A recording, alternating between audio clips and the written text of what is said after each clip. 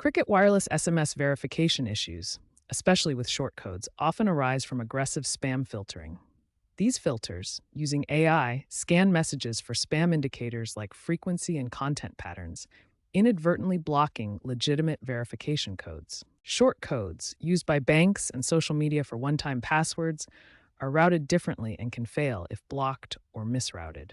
As of mid 2025, Cricket reported a 15 to 20% increase in SMS delivery complaints due to stricter anti spam regulations. Recognize this: SMS filtering is the primary reason you may not be receiving verification codes. To resolve Cricket wireless SMS issues, first check Cricket's app for the verification whitelist feature to manually approve shortcodes. Second, enable shortcode delivery in Cricket's app or dial 4666 for SMS permissions. Third, add the shortcode under messaging preferences on Cricket's website and wait 24 to 48 hours. Fourth, use email verification or app-based push notifications as backups. Fifth, for persistent issues, request a filter exemption via Cricket's chat support, providing the shortcode and error timestamp. If problems continue, contact Cricket support or consider switching carriers.